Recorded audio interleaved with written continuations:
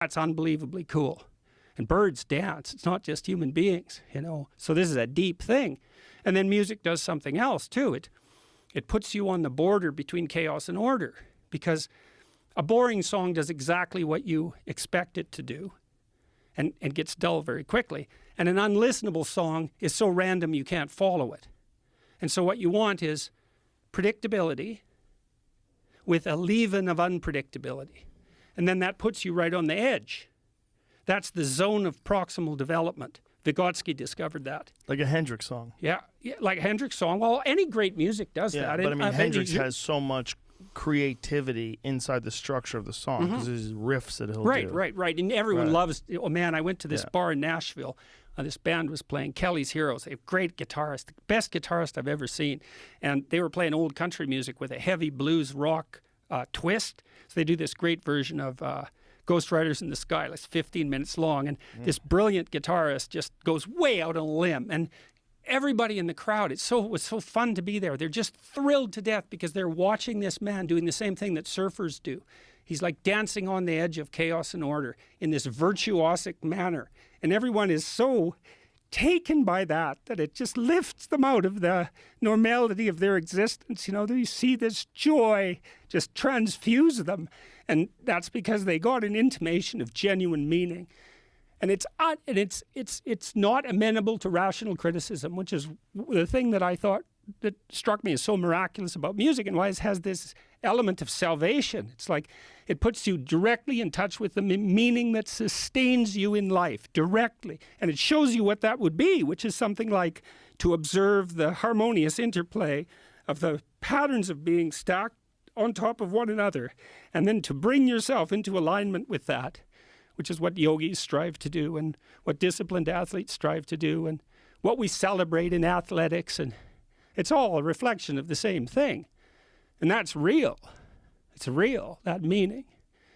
It's real also in what it imparts on other people. It's not just, it doesn't exist in a vacuum. Like, even though people can play beautiful music when no one's around, it's not the same as playing beautiful music in front of people, because there's a thing that happens when people interact with that music. Well, you see that, you know, if you get lucky, you go to I went to a Leonard Cohen concert, one of the ones he put on when he went on tour when he was old. He lost all his money when he was in a Buddhist monastery. Dangers of being in a Buddhist monastery, by the way. Did he really? Yes, his manager shanghaied him. Yeah, and so he had to go back on tour, which turned out to be a great thing, because he made way more money on that tour than he did, I think, in his whole life. Did he get a new manager? Yeah, yeah, it was an old friend of his as well. It was really a catastrophe, but he got better and better as he got old, kind of like Johnny Cash, you know, because Cash got damn near transcendent just before he died. He put out some songs like The Man Comes Around that are just, they're just unbelievable.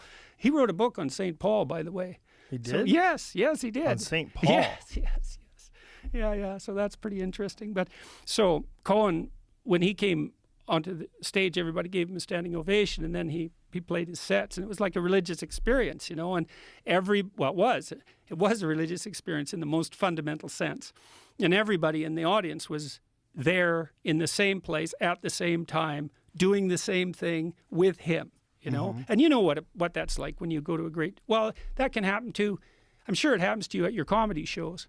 Yeah. When the whole audience is united and the stories are unrolling and everyone's focused on it, it's not exactly the same thing, but it's similar. There's a hive mind. Well, it's also, the good comedians are right. They're like musicians. They're right on the border between order and chaos, because the place of maximal funny is when you're just about pushing it too far, right? You think, oh, do I have to say this? You know, do I have to say this? Like, yeah, you have to say this. Okay, I'm going to say it. And everyone cracks up, and they crack up, you know, and it blows apart their sterile preconceptions. That's part of cracking up, you know, when you laugh. And it's so cool because it's the antidote to their totalitarianism, comedy. And that's why you can tell anybody who goes after a comedian, it's like, oh yeah, I know who you are. You're the king who can't stand the fool. That's the tyrant. So you reveal yourself, same as people who go after musicians or dancers.